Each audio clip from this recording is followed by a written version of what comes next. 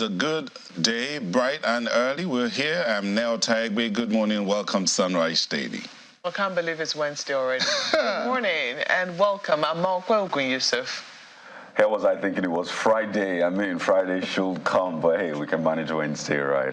Hey, welcome to Lagos. I'm Kayode Okikelu. Well, whichever day it is, the date is May 10.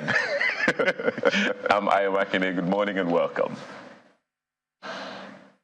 Thank you, human calendar. We are grateful that Ayo always continuously reminds us of what the date is and keeps us thinking that the year is running real fast and reminding us of the things and how much of impact we get to make as we wake up on a daily basis. Talking about impact, what's wrong with sitting down to take a personal assessment of who you are, what you've done, how you've done it?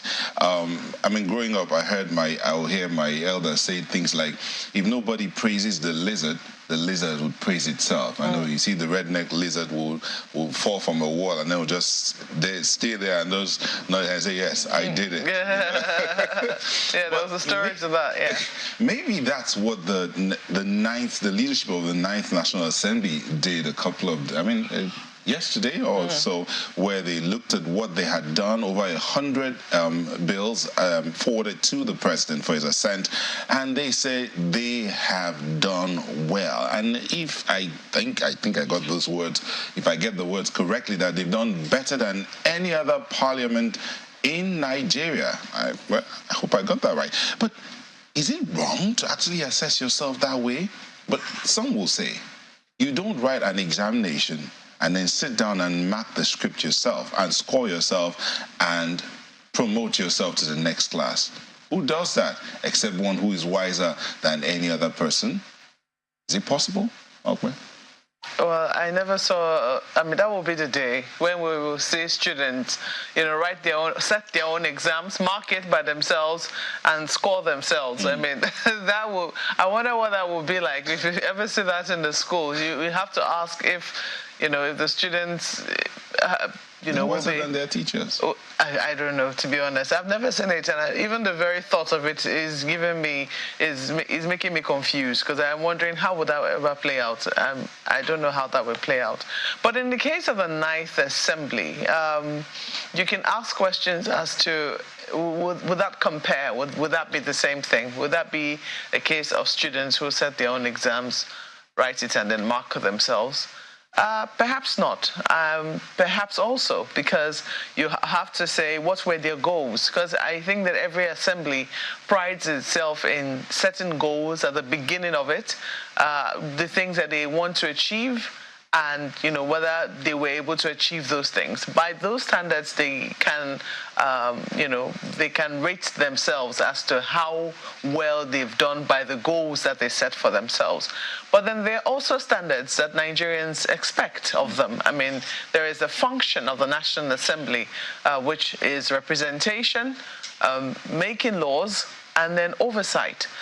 So those three cardinal points of a National Assembly, which we have been told right from doing government in secondary school, there are questions as to how well have they lived up to those expectations. How well have they represented, for instance, the Nigerian people? How well have they been able to oversight what it is that the National Assembly, what the executive arm of government has done? And in the area of making laws. Now, in the area of making laws, one might be able to score them fairly well because, yes, bills were presented and a number of them passed, a significant number of them, and not just any significant number, an important number and important bills as well, were passed into law. Electoral Act 2022 was passed into law. The PIB saw light of day under their leadership. So indeed, they have very significant bills that have gone through. I mean, talk about ease of doing business. There are significant bills that also passed in that respect. I'm trying to recall off the cuff of my head, off the top of my head, some of the bills that passed. But in the area of lawmaking, while one might give it to them there's significant questions in the area of oversight. How well did they hold up their functions in the area of oversight? Monies that were earmarked in our budget, did they go to what they were supposed to have gone for? How judiciously spent were these monies? In the areas of having robust debates, calling the executive to account to be sure that even not just in terms of what money was earmarked for, but even what we're prioritizing in our budgets, for instance, the moves of the executive. In many instances, people will say that the legislature shied away from its responsibility. There was a time when insecurity was really at it got to a head. Some lawmakers were even threatening to resign. We thought that we'll see a National Assembly that would call the president. And indeed, they invited, or they tried to invite the president, but we saw them backing down last minute. It was seen that they were unsure of the powers that even they wielded. So, I don't know. The jury will be out there because they don't just represent me. They represent the entirety of Nigerians, and it will be up to them. And perhaps maybe that's how Nigerians continue to see, in terms of when you look at re-election, how well do the lawmakers who are re-elected, even though there are a number of reasons. Some people will say, oh, rotation happens in my community. It might not be the turn of my community to present me again, or those kinds of factors come in. But oftentimes you see that there is a high turnover rate at the National Assembly. So the jury's out there, and I think that Nigerians can make up their minds if they consider the 9th Assembly a rubber stamp. What will be your own verdict, Kayode and Ayo? Well, the truth is, all of us here have representatives at the National Assembly, really. Employees, please, employees. Those we have employed, right? Yeah. Well, there you go. You could call them employees, but we have them at the House of Representatives, at the Senate, everybody on this show, and by extension, every Nigerian. So the first question is, at the risk of sounding like a broken record, just how well do Nigerians, do people out there know their representatives? And I think this is something we have raised time and again. Do you know your representative from the State Assembly to the National Assembly? Because that's actually where a lot of governance happens. In fact, for the mere fact of knowing, just to know, let me just know, that brings a sense of attachment to government, and you can easily call government to account. So the question is out there. Do you even know the people that you want to rate in the first place, the people you want to evaluate? Do you know them? Do you know what is expected of them? And I'm glad Mape mentioned those 3 cardinal functions of the National Assembly. Some of them will say one has been added to it, which is taking care of their constituents. I think I recall a representative saying recently, or some time ago, that he had to maybe pay for weddings, pay for burials. Essentially, people come to him and say, well, we need money for this. So maybe that's the unofficial 4th role of the National Assembly. But that's by the way. The National Assembly has a key role in fighting corruption in this country. And I know we always look to the EFCC, we look to the ICPC. Yes, there are laws establishing them, and that is their core function. But the National Assembly has a big responsibility in fighting corruption. Remember all of those committees, all of those investigative hearings? I think the recent one is about the crude oil, oil sale and oil theft and all of that.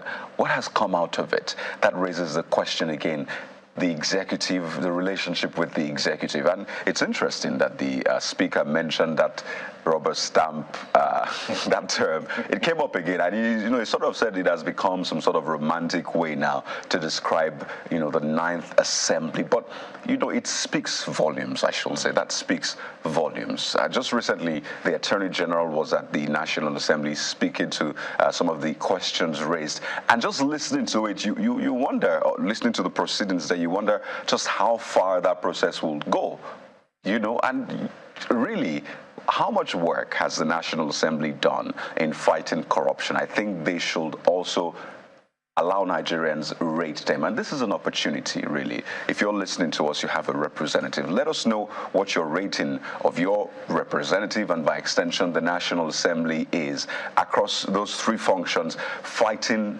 corruption.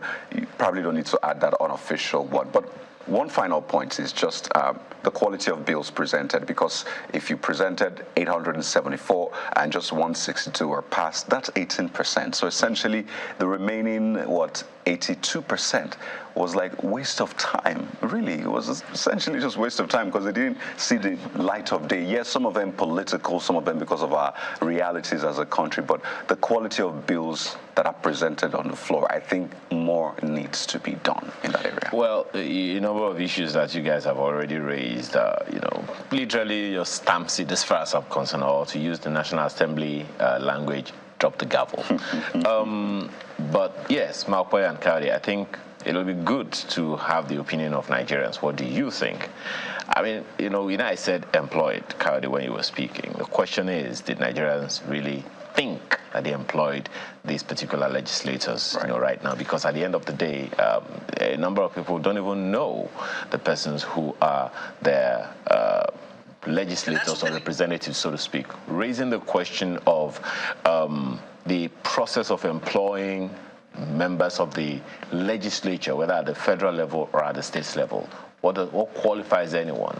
Just recently, of course, we hear some very, very interesting individuals who became legislators-elect, the House of Reps or senators, just due to the new wave that swept the country in the build-up to the 2023 elections, and some who never thought they would have the opportunity became lawmakers, or well, maybe they thought they could or they thought they couldn't. That's another thing altogether.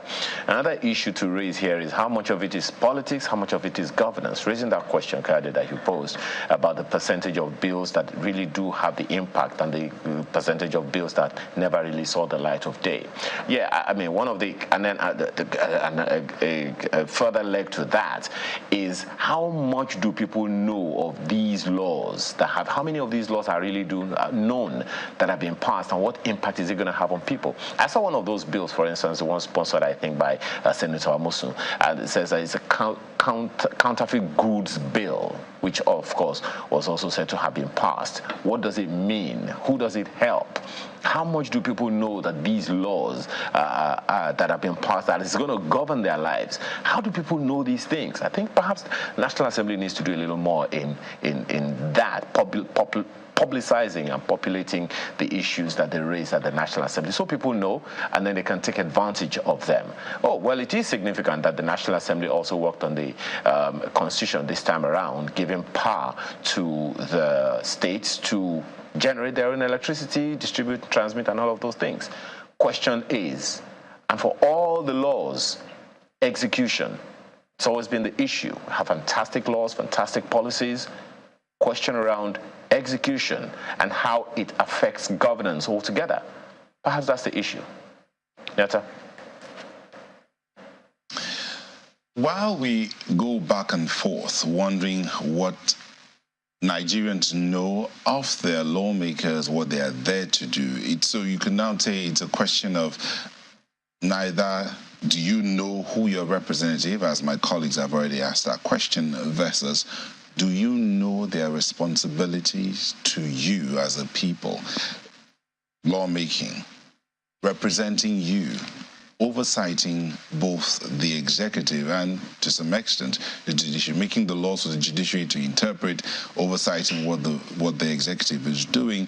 But what is their responsibility to you, representing you as a people? Do you know who your representative? And to the representative, how much do you understand your responsibility to even begin to execute it? In the induction that they're doing now, they're telling the new lawmakers or the lawmakers-elects to really understand lawmaking and what they are there to do. Hopefully, we'll see the light of a day that our representatives, as I would say, our employees will do a lot better in the 10th Assembly. Maybe they can also come up at the end of the day and say they've done better than any legislative body in the world. We'll leave you to think about that. We'll be back in a moment. Don't go away.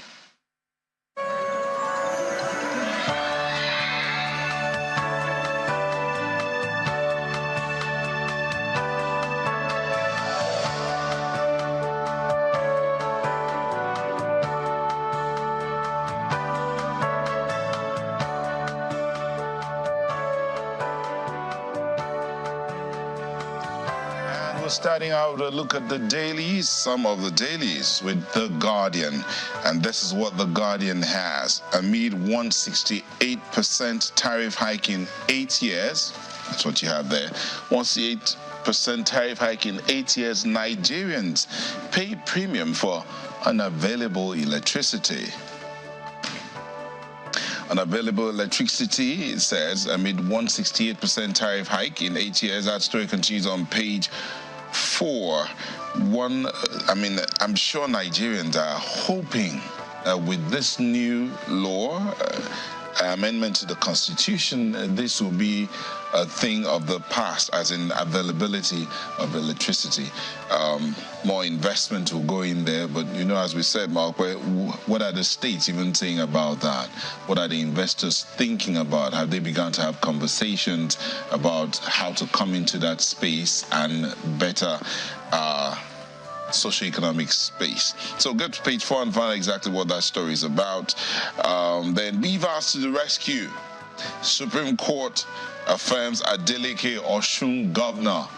There was palpable celebration in Osun State, I hear. A lot of people were out on the street celebrating, but the Supreme Court premises yesterday were agog and all of that. And then that story is again on page 4. Beside that, non-oil exporters receive 144 billion naira rebate in 14 months.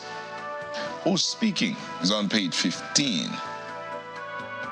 And then you see that red and black box there. I mean, if you're looking at it on the screen, it looks like a red and black box. Is what we call in our local parlance, I passed my neighbor, the smallest generating set that we got to know. Maybe there are smaller ones now, battery packs. It says, concerns over electricity generation as terrorists eye national infrastructure. That's really worrisome. Really worrisome. So there was a document yesterday that was passed, a policy document about protecting national assets. And again, go to page 6 and read up on that and see how that all that will work out. That's it from The Guardian. I'm taking a look at New Telegraph, and their lead story is very concerning. We thought that sometimes when we did these registrations, it was done for life. So take a look at what the New Telegraph has on the front page this morning. BVN has 10-year lifespan, says CBN, DMO's website. So when you thought, I've done my BVN, is once and for all. If I open any other account, it's immediately or automatically linked to my BVN. We've been told that you'll have to revalidate it. That's what it's saying. Look at the riders. As concern mounts over BVN expiry date, those issued in 2014 will have to be re-enrolled, revalidated next year. BVN enrollment stood at 57,431,355 as of March the 31st, 2023. That's attributed to Godwin Emefiele, who was the governor of the central bank. So pick up a copy of New Telegraph in case you're wondering where that is coming from. It's on the front page of New Telegraph. What else will we be told has lifespans now? Will our NINs too have lifespan? Imagine my shock when I found out that my national ID card actually is only valid for 5 years. The NIN, I think you can use it forever. For life. But the card itself, you have to reprint every 5 years. Every 5 years. And you know what? It doesn't even carry your NIN. So what is the essence? Big questions, but New Telegraph might have answers for you this morning. You also see that candidates in position violate Section 51B of the 1999 Constitution. It's according to a group. Look at this. No raid of communities, killing of civilians by military. That's according to General Abdul Wahab, who's talking to the NHRC panel. It's on page 28 of the paper. Ramfac 6 pay rise for Tinubu governors. That's also there on the front page. You might want to take a look at all the stories on the front page of New Telegraph. Let's leave it there for the paper. Right, take a look at this Nigeria. Now, there are different levels to disputes, okay? There's a Twitter dispute, there's a street dispute, and there's a billionaire kind of dispute, and that's what this Nigeria leads with this morning. Otedola tackles Elumelu over failed Transcorp deal, and that got a lot of people talking yesterday. While some people were, very, expressive about it, the question for some others is, okay, I mean, this is a good level to operate at, but let's take a look at the details. You see this one, the writer. He betrayed, backstabbed me, says oil and power mogul in a public statement. So while there's a banter around that, there's still the real issues concerning that. And from Channels Television, a source close to one of the parties says, well, he doesn't want to speak right now. That's talking about billionaire Tony Elumelu. So page 16 of that story, or page 16 has more details of that story right there for you. And under the big picture, you see Tinubu APC demand time to respond to Atiku's request. That's on the live coverage conversation. Yeah, a lot of Nigerians have asked that the tribunal proceedings be televised live. So we'll see how the court decides on that one. But I don't know. It will be quite interesting. I mean, you maybe have watched court proceedings online. A lot of people enjoy watching that. So how will this play out? That question was put to one of our guests yesterday, a legal practitioner. I said, well, it sounds amazing. There is no law against it. However, we might be putting the procedure itself and the judges or the justices at some form of risk or whatever he says. Well, we have legal practitioners again this morning. We'll probably ask them. It's an age of get your news now, fast food, fast news, and also you understand why. And a lot of news will definitely be generated from that kind of thing. Indeed, definitely. So we'll see how that one plays out. A couple of other stories, but let's leave it there for this Nigeria. I'll switch to a very interesting one on the front page of the Leadership newspaper this morning. It's talking about job losses. Yeah. Leadership newspaper, ahead of inauguration, 2,585 appointees aids brace for job loss. Yep. Okay, it's not a conventional job loss. It's a political... It's job loss. You said the other time, you said there are all kinds different of levels. There are different levels of job losses. So this is another one altogether. Not, I don't even know. So if this is 2,585 appointees and aids brace for job loss, I wonder how many of them are going to lose their jobs in Rivers State. But anyway, find the details of that on page 4 of the paper this morning. Are you saying the river means them or what? The details are on page 4 of the paper this morning. And right above that major story, 10th National Assembly APC defense zoning cites equity inclusion story you'll find on page 7 of the paper this morning. And right under the nameplate, May 29, private jet owners worried over fan relocation notice. Well, the details of that you have to find on page 7 of the paper this morning. I find the story, by the way, that Malkwe read, especially concerning the expiration of your card, your national identity card, interesting. I just hope it doesn't affect the virtual one because I use that one all the time. Okay. That's a Leadership newspaper this morning.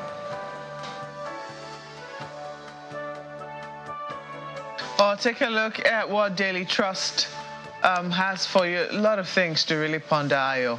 But take a look at it. This is an outcome of a conversation they held yesterday.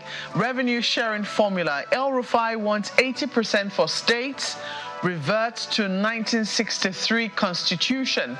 Well, that's what he's asking for. You remember that there's been plenty of talk as to how heavy the federal government is and how there's so much attention on the federal government. Do you think that if responsibilities were to be redistributed, will the attention then go to states as it ought to.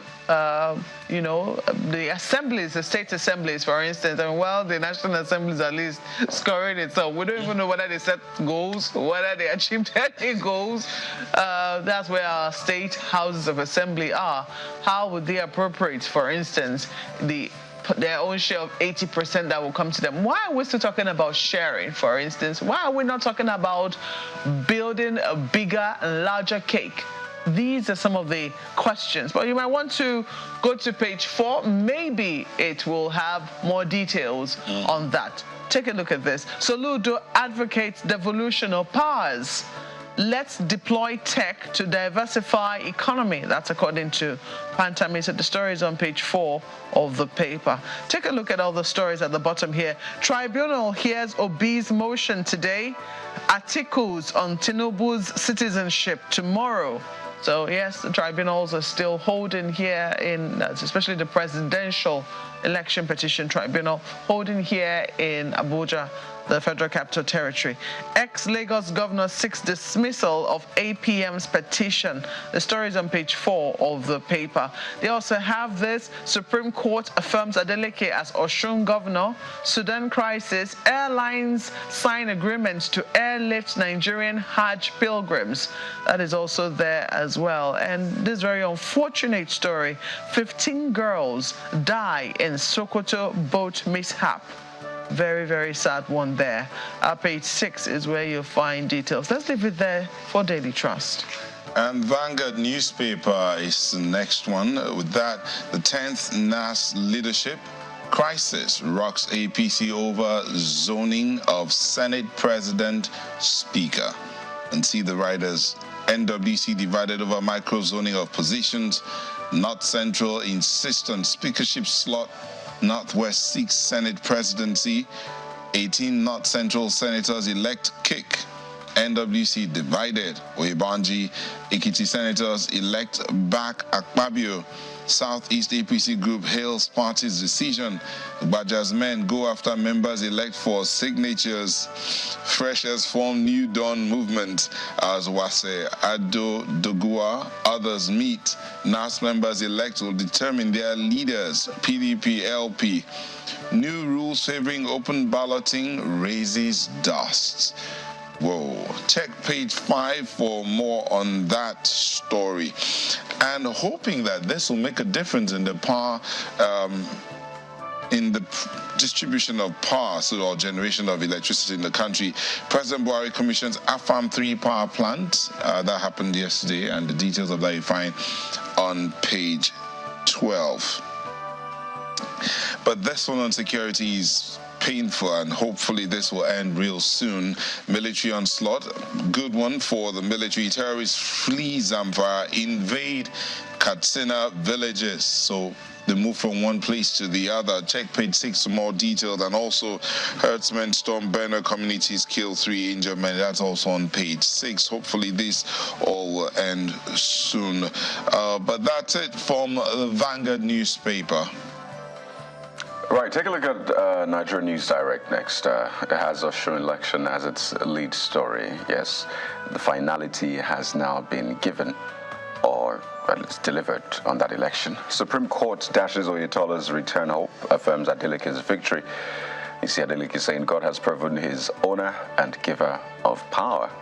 Law governing our elections has truly brought power to the people. It's coming from the PDP presidential candidate Atiku as he hails BVAS. So, in just in the space of a few months, the BVAS, or at least the technology angle of the election, has received knocks and kudos. Well, depending on which side of the divide you find yourself. Okay, I see where this is going.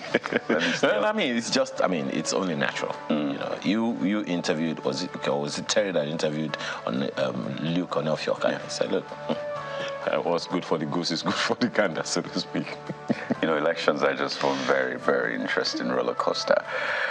So that's the big one. A couple of more stories right there on the front page. And I know a lot of people will be using this election to try and project into, the tribunal, the presidential election the final tribunal. Outcome. And you know what? That's where we're starting off this morning from. Yeah. And we'll return after these moments to begin to look at the issues set up for you for today. Do stay with us.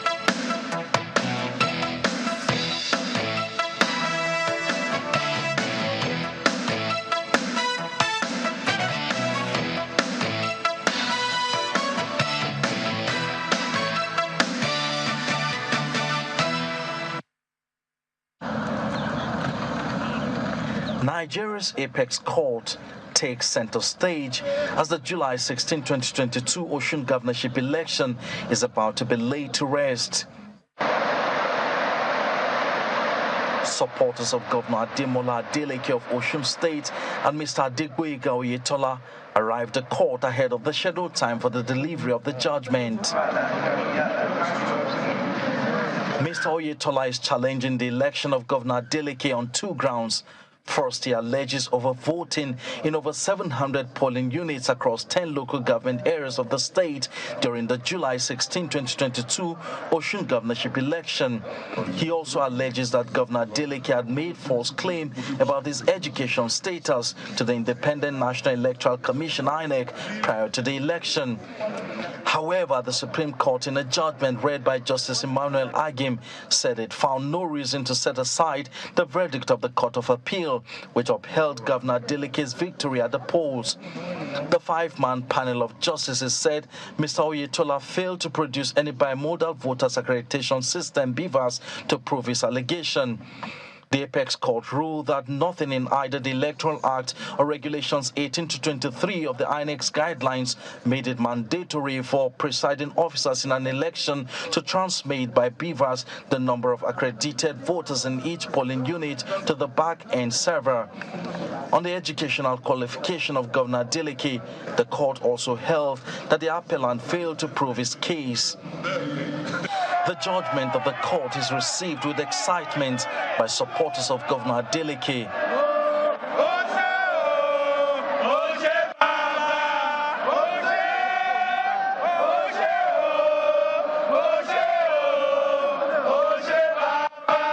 My client, Governor Adeleke, went all out to ensure that he secured the victory once again after what happened 4 years ago. And then the people gave him the mandate to rule.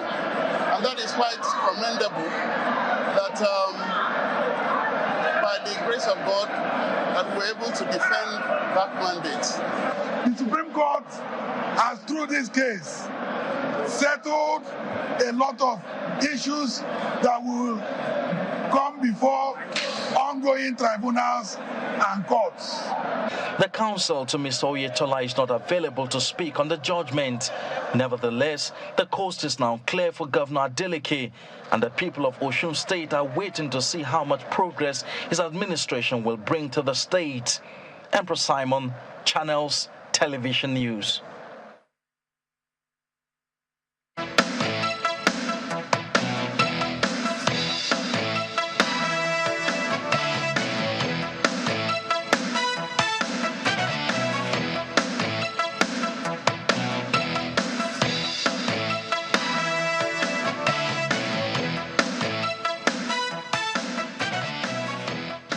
Welcome back, and that's where we're starting out from. What is the role of the judiciary in the electioneering process, in the process of recruiting leadership for this nation? In the course of our conversations around these matters, we had a lawyer tell us that the electioneering in Nigeria and indeed around the world is guided by different aspects of the law. Every step of the way, there is a law that ensures that everything goes as it should. The role of the electorate, the role of the politicians, the role of the umpire is all stated. But at the end of the day, we still end up back in court, almost always end up back in court. Congratulations to the Osun State Governor and all those that went in there to contest for that election. But then, does it always have to be this way? What lessons can be drawn from the Osun leadership tussle, Osun State governorship tussle, and how do we go forward? We have here in the studio a teacher. Both of them, actually. I think both of them are teachers. But we have Dr. Ernest Ereke, Associate Professor, Department of Political Science, University of Abuja. Thank you for joining us. Thank you very much. And Dr. Monday Ubani, Chairman, Section of Public Interest and Development, also here. Thank you for joining us. Thank you for having me in Abuja studio. Yeah, indeed. Just a quick one. I mean, yesterday we tried to have a conversation with you around these matters. That's right. And the internet wouldn't let us. We're happy that the airlines allowed you to make it. It's good to have you here. Thank you very much. So let's start off with this. The case yesterday, the Osun State governorship matter that was settled by the Supreme Court yesterday. Yes. Well, you heard people say that beavers have actually, prevailed. People say that issue of beavers, will actually change the narrative in our electoral system. And you saw how the Supreme Court affirmed that is the primary source of information now in any electoral contest, because that is actually where the accredited voters are captured. So if you now come with any figure elsewhere that does not come from beavers, is going to really impair on the entire thing. So beavers sorted out the problem yesterday on the issue of overvoting.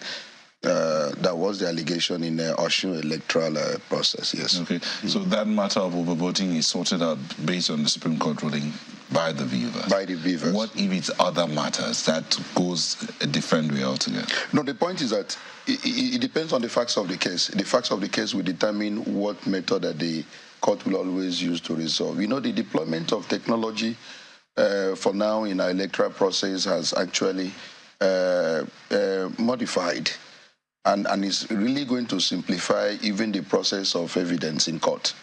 Remember, the thing used to be manual. People can come up with any figures then, and cook it up, and before you know it, somebody will be declared winner without the majority vote. But you can't do that anymore. With beavers now saying, oh, this is the total number of people that participated in the electoral process. You can't modify it. You can't even alter it. You can alter the result sheet. Yes. But with beavers, you cannot add, you can't subtract. And that's why it remains the most authentic. And so what we do now is let's go ahead and begin to build more on the issue of technology in our electoral process. Mark asked that question the other time. Now we have come to the level of accreditation. Can we also move a step further even in voting process? Let it be electronic. And we're saying, small, we get there. Well, Dr. Ereke, in the political space, in the science of politics in Nigeria, so to speak, what would you say that the outcome of the Supreme Court of that governorship tussle in Osun State, what impact would you say it will have on Nigeria's political space? Well, just as Dr. Ubani mentioned, with technology in our elections, we'll begin to maybe instill some more level of integrity in the electoral process. Unlike the past where you just cook up figures and then declare somebody as winner of an elections. Now with technology, it would be more difficult, to have such a situation. And so with the beavers, we are beginning to see we'll begin to see going forward, especially with the judgment yesterday, some level of integrity in the electoral process. Because as everybody knows, you can no longer alter the figures, just like politicians used to do. But would that in any way affect the politicians themselves, the political class, how would that decision and the introduction of the bill, and the two of you can weigh in on this, how would that affect the politicians themselves and their thinking going into electioneering processes? Well, of course, the average Nigerian politician is desperate to win an election. And so as much as you change the laws, as much as you change the processes, they are also changing their own approach, towards contesting elections. It wouldn't really change the mindset and the approach of the politicians. But the good thing is that the judiciary is always there, to address whatever ills, whatever anomalies that will be there in the electoral process. And so the Nigerian politician is not expected to change, almost immediately. They will still be desperate for power. They will still, take to some of those ways we know that they adopt, to contest elections. They will still stick to that.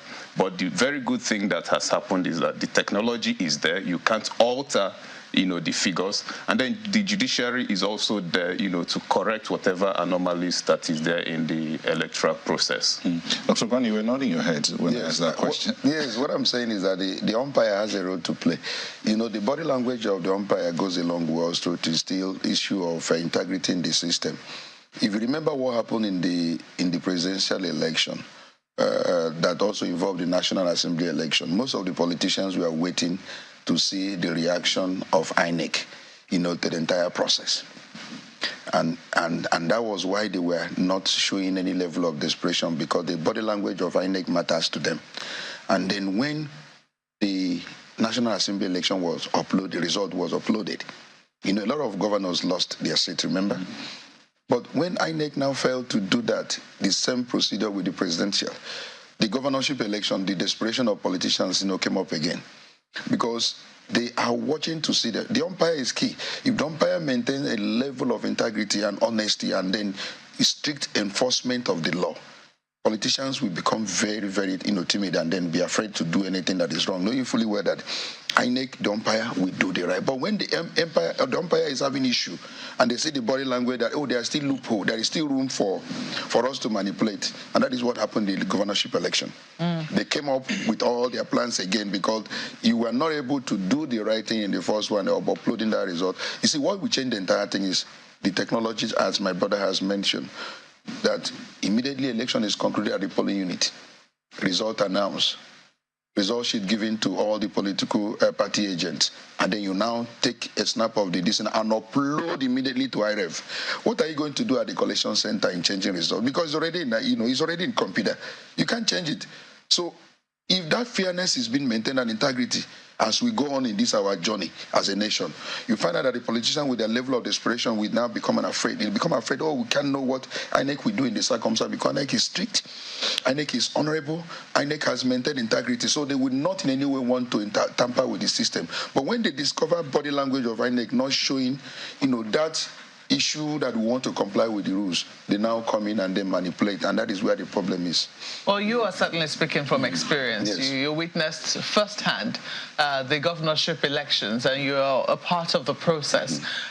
For you, and I do know that part of the reason why INEC was initially very confident about how the presidential elections, or in general, the 2023 general elections were going to go, was premised on how these off-season elections had gone. For instance, the Osun elections.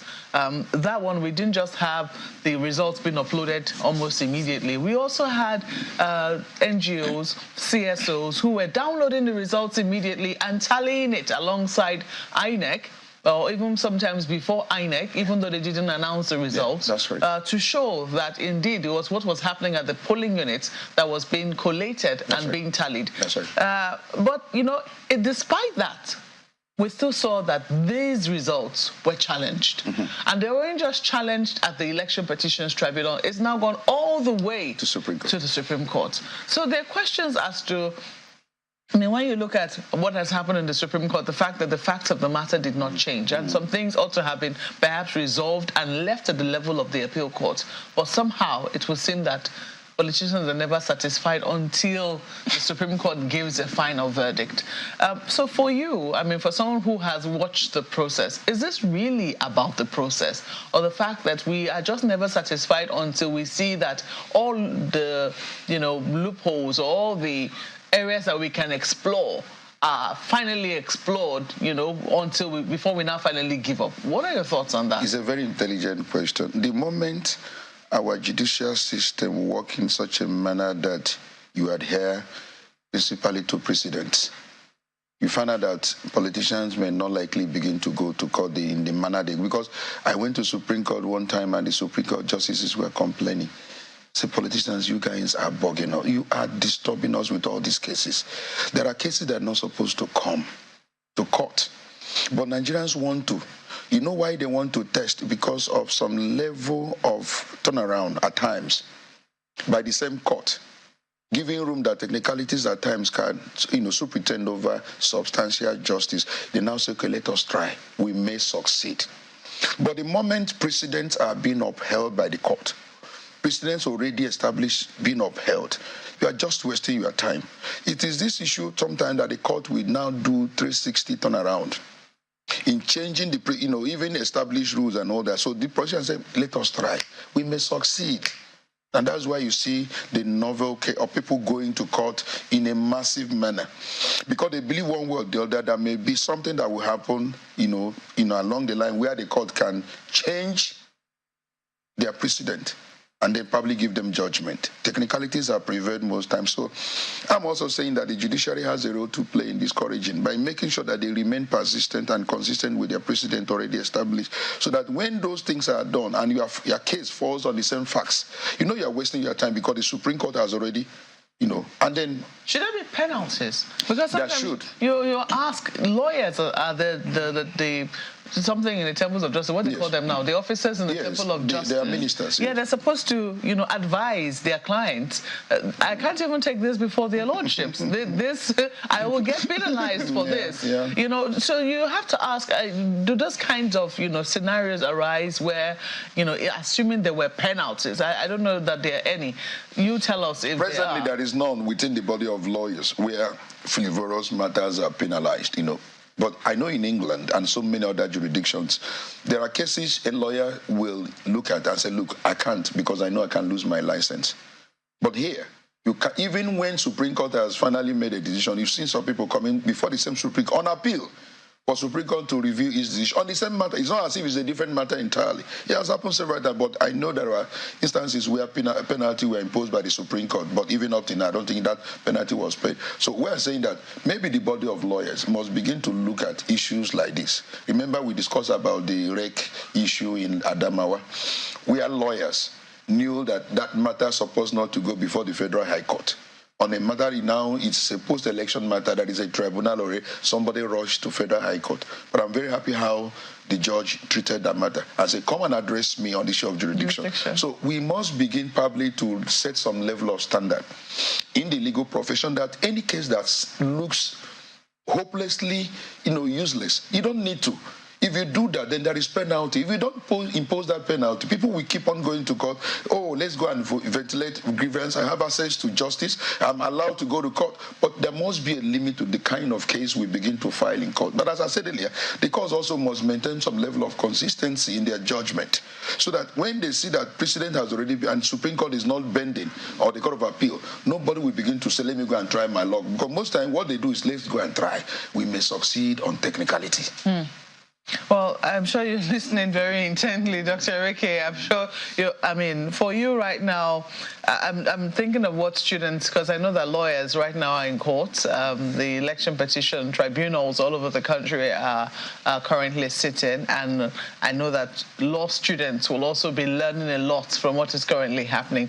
For students of political science, what are some of the big takeaways that you are already bringing out and that fits into certain theories, certain political theories that you will be using to buttress some of the theories which you're teaching your students? What are some of the things that you want them to pay attention to that you think that we might be glossing over?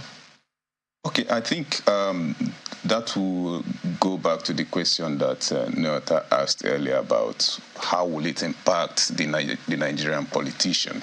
Now, if you look at the political economy of electoral contests in Nigeria, you discover that, as we said already, politicians are desperate, and there are very many reasons why they are desperate. One is that you have a high rate of poverty in the land, and it appears that the only industry working is the governance industry. And so a lot of people want to have access to that industry that is working. And then, of course, the access is not for service. It is access to serve oneself and maybe generations yet unborn.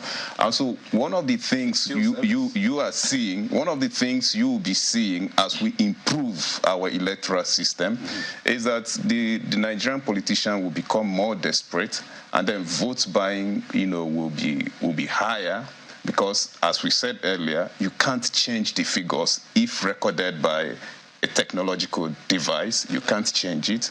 And then the court is also there to address whatever issue is there. And so you find out that the motivating factor, which is I desperately want to win this position for some selfish reasons, the motivating factor, that is the motivating factor. Some Therefore, people will disagree with you. You can't change it. I mean, sorry to interrupt your thoughts now. Some people will disagree with you that you cannot change it, because, I mean, when you also look at the evidence that some people have put forward in the wake of the 2023 elections, that what happened in a polling unit was not what was uploaded on the IREV, which was essentially what the IREV was meant to check. The fact that some result sheets were mutilated, the fact that, yes, the number of people who were accredited remained static. But in terms of the distribution of the votes, it was changed across party lines. And sometimes it happened in terms of where maybe a party is strong, the strongholds of some political parties, or aided by who the strong man of that particular area is. Maybe strong man or strong woman, but oftentimes it's man. So let me use the gender that fits that particular position.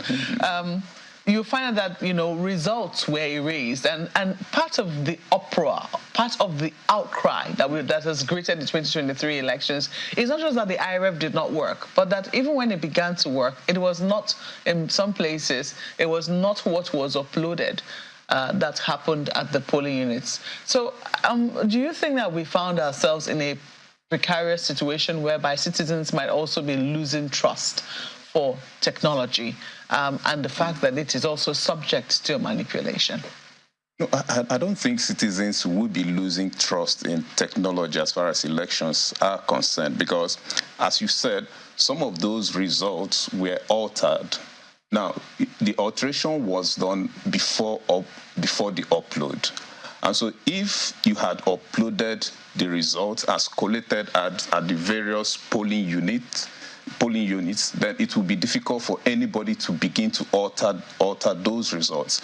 But you saw a situation where the electoral officials refused to upload some of the results as recorded at the various polling units. Those that were uploaded after collation were not altered. And there is no way you can alter them once they have been, uploaded to the INEC server. And so the alterations were done before the upload. But if you upload before the alterations, then it becomes an evidence that the lawyers can also present in court. So I don't think citizens will lose interest in technology, because from what happened yesterday in the Supreme Court, it is an affirmation of the fact that technology can improve our electoral process, and nobody changes that. Our colleagues have questions for you from Lagos. Well, thank you, Mark. Well, let me start with Dr. Obani. An issue that a lot of people have questioned is the fact that the tribunal, the Osun Governorship Election Tribunal, and this is for Dr. Obani, the tribunal had actually upturned the election of Governor Adeleke. I think that was in January, up until it was taken to the appeal court, which then delivered its judgment, reversed it, and the Supreme Court put a finality on it. And questions have been raised as to how thorough then tribunals are, how well a job is done. Because if that was the only court that would have decided on the issue, then Governor Oyetola would have returned as the governor of Osun State. So really, are you worried or concerned about that as well? The process, create what you call appellate option. Two heads are better than one. I mean, if you want to put it that way, the election petition used to publish stop for governorship used to stop at Court of Appeal, but has now further been extended up to Supreme Court level. Why all these processes are laid is to actually ensure that filtering is done. So if there is any wrong judgment that is given at the lower court, then the appellate court should be able to look at it independently and in an unbiased manner, and then review the process through which that judgment was arrived at, and then give probably a better judgment, and then now up to Supreme Court level. And so the man the men at the lowest court, that is tribunal, that gave that judgment, saw it differently. And they are human beings. It means that the electoral process, the judicial process is also manned by human beings who, with flesh and blood. They are not God. They are not angels. They can make mistake. And that's why, as I said earlier, the system itself saying, look, let us not rely only on one step. Let's probably provide other steps to also look at those, decisions to see whether it actually complies with the law. So my take is that fine.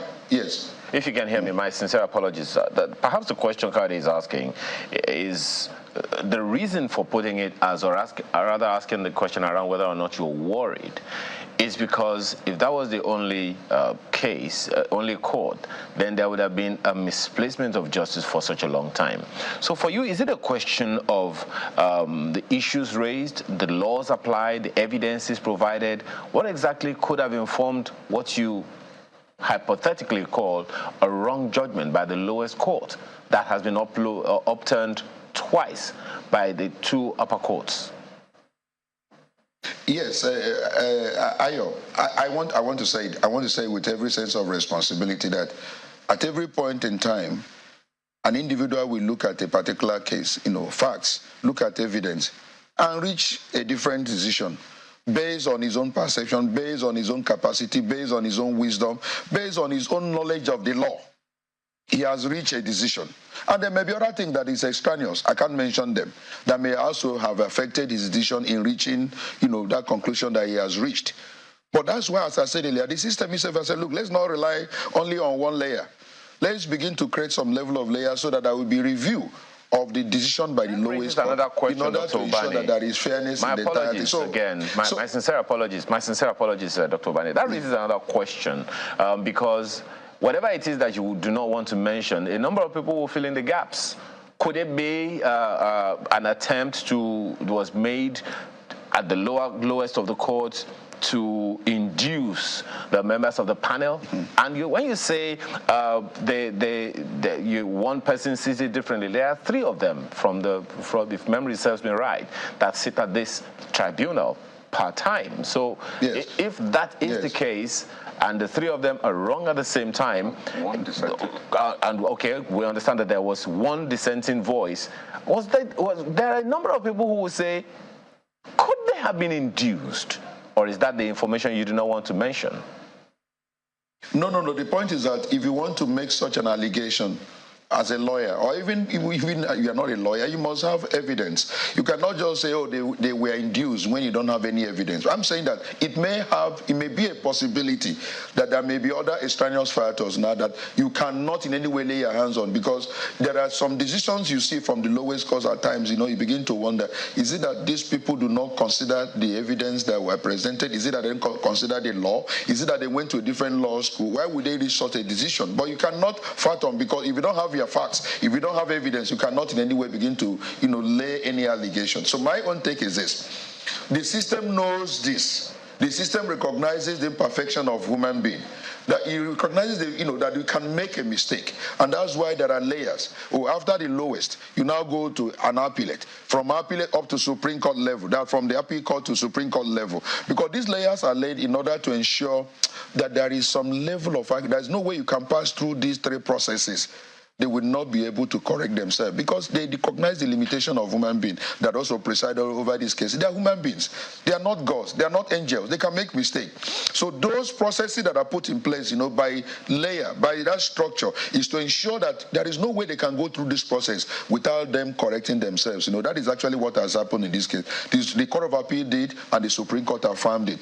So if you have left it at the lowest court, it would have been injustice meted out to the person that won that election. So it is something that the system recognizes, that there may be imperfections here and there. But can we now lay a structure that can correct itself? That does not mean that even with the Supreme Court that they may not even make a mistake, because there are instances where even from the lowest to the highest, mistake can be made. But there is possibility of correcting it because of the 3 layers of structure that have been put in place. That's my take in that, Ayo.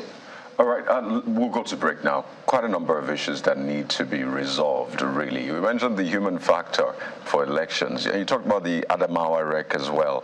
A couple more issues we'll take in a moment, so please stay with us.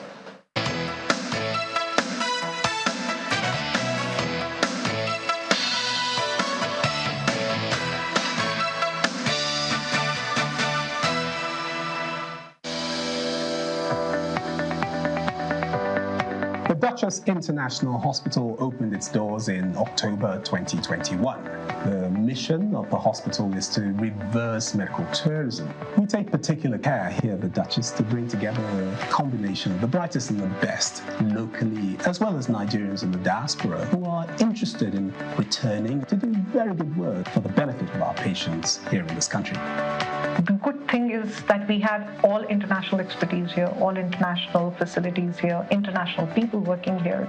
Everything is coming together in a space which was considered not great in terms of the availability of healthcare. Access Bank, of course, has been able to provide us with a robust range of products and services that has enabled us to deliver that standard and quality of healthcare that is integral to our mission as an organization.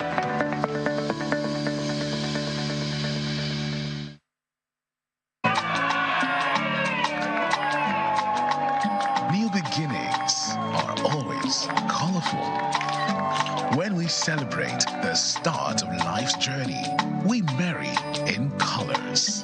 With our proudly Nigerian Dulux paints, now available in any color. Express your world however you want it. Visit a Dulux Color Center to get any color instantly. Dulux, let's color.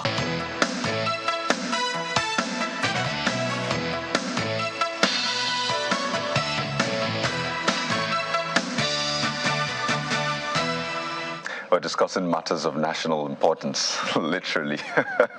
So thank you for staying with us, Dr. Ernest Ereke and Dr. Monday Ubani. Before I come back to Dr. Ubani, let me just take Dr. Ereke on this one. Because with this new electoral law now, the new electoral act that we have, I call it new because, yes, it's been almost a year, but that's the latest we have, literally. We've seen more litigations for the presidential election, particularly compared to the previous one. I mean, in the 2019 election, we didn't see as much as, we saw 5. 1 has been withdrawn, so there's still 4 left. And it just raises the question about, is it a matter of, I don't want to imagine the answer, but let me just ask, is it a matter of the law itself or the people operating under the law? Is it yet again the human factor? Because the Electoral Act is said to have been, to a large extent, watertight, the kind of silver bullet we need. So what went wrong here? I mean, we thought there would not be as much contestations. Okay, I think it is the 2 factors combined. One, the law itself, and then those who operated the law. One is that, as you rightly said, it is a new law, and therefore the new law has, we just put the new law into test, and so there will be a lot of issues because it does appear that we were test running, we're operating it for the very first time, and so there will be issues that will need to be clarified by the judiciary. And so I think as a result of the newness of the law, a lot of issues came up. And then also that there are certain provisions in the law which has given opportunity for individuals who are interested, to question some actions that were taken in the process of the elections. And so as a result of those provisions contained in the new law, we are seeing some of these high level of litigations. But most importantly is as a result of the fact of the way the law was applied, by those who were supposed to have applied that law. And so, for instance, if you said you were going to upload results and then you uploaded some and you did not upload some, it will raise a lot of issues. So the way and manner those who operated the law applied it also raised concerns and questions that people are now going to the judiciary, to have them, sorted out and addressed by the judiciary. So I think it is a mixture of the two that has led to the high level of litigations that we have, in the aftermath of the 2023 general elections. Oh, and it looks like we might be seeing some more, updates to that bill. But I remember that Dr. Obani just mentioned in passing the suspended Adamawa rec, and I remember reading this piece by Professor Tony Radia about what INEC did in the past regarding one of its officials that went foul, and that's the case of Professor Peter Ogban during that 2019 general elections, when INEC promptly and successfully investigated and prosecuted him, who was the then coalition and returning officer for Akwa Ibom Northwest senatorial election. But what we're seeing now is quite different with the suspended Adamawa rec. And I'd just like Dr. Obani to speak to that one just for a moment. Dr. Obani, how should this case be handled? Because it looks like it's now in the hands of the police. The police is now the one conducting investigations, when here we saw INEC actually going ahead to prosecute that officer then. So how should this one play out? Because we understand he's gotten bail, and a lot of people are worried where this case will go. Yes, I think what I heard recently that happened in that particular matter, I don't know how true, that a young man went to court to enforce his fundamental human right. And then police has actually started to investigate him. Yeah, there was a report that he has been arrested because he was evading arrest at the time, but eventually he was arrested, and the police has not been able to give us an update on his statement and what the next step they want to take in the matter. So, and I also know that, as I said earlier, he has filed an action in court to enforce his fundamental human right. I think that everyone is waiting to see what the nation will do with regards to what happened in Adamawa, especially with that particular person who did what he did and is still defending what he did, even when the entire world has condemned his action. But one thing I know, and this is from a very reliable source, that the Nigerian Bar Association is also taking up, a petition against him as a member of the bar. This is one of the suggestions that were made in this particular River Television, that a body like NBA should not allow such a man who actually brought what I would consider a national disgrace to NBA to go scot-free. There must be a report, to NBA, a disparate committee, for them to investigate what he did, as our own member, who is sent on a national assignment, who we felt has not been able to represent us very well. That one I know. But on the issue of the police, I think channels should be able to find out from the IG what is the level of investigation in that matter, what are they doing. Also, even from INEC chairman, what is going on, because we need to actually follow up this matter and see that there is a conclusion to that matter. If he's innocent, let us be told that he's innocent. If he's not innocent, then the next thing that should follow is prosecution, because it sends a right signal.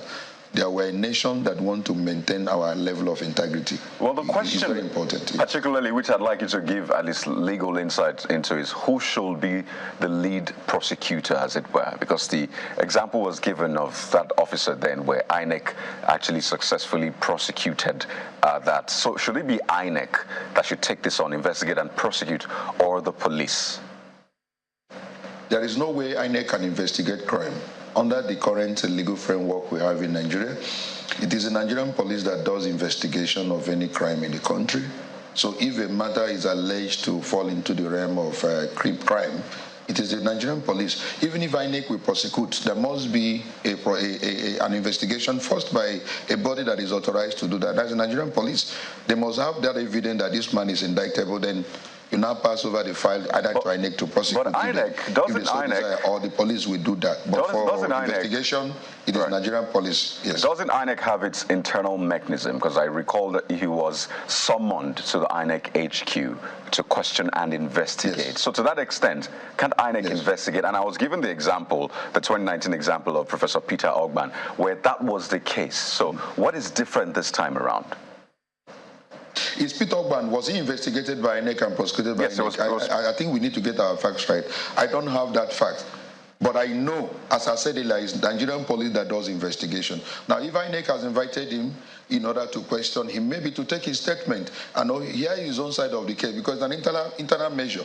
You know, if you work for me and there is a report against you, as we first of all call you and say, what happened? Can you give us an explanation? And of course, in writing. And so it is all information that INEC will pass over to police, who will now do the criminal side of the entire process and say, okay, come. Can we know what happened? And he explains and all that. INEC may finish, police may finish and pass over the file and say, go ahead. We have found this man culpable to prosecute him. Or Nigerian police can also go ahead and prosecute. But I don't have my full facts of what happened with Professor Ogban. You mentioned whether it was INEC that investigated, but I don't know that INEC, I don't know whether INEC has police, a standing police that does investigation under that particular agency. But I know it's Nigerian police that does investigation. As to who prosecute, I also know it's Nigerian police that does that, or the Ministry of Justice. Federal Ministry of Justice can do that. Well, whether INEC has internal measure now to prosecute internally is something that I don't have absolute knowledge about. Just to put the facts out there, so INEC actually arraigned the university professor then. So to that extent, we have information about his arraignment that INEC spearheaded it, just to answer the question you raised, which is why I wanted to get some legal insight to that one. Thank you, Carl. Let me bring in Dr. Ereke on this one right quick. Mr. Festus Keyamo is a senior advocate of Nigeria, made a statement yesterday in response to the ruling that came out of the Osun governorship election, the finale, as Kade put it earlier. He said, in part, the principles enunciated by the Supreme Court affect the tenability of results obtained by BVAS to prove overvoting and how it affects pending presidential election petitions that will go before the same Supreme Court. The Supreme Court has set a precedent that can be a two-edged sword, unquote.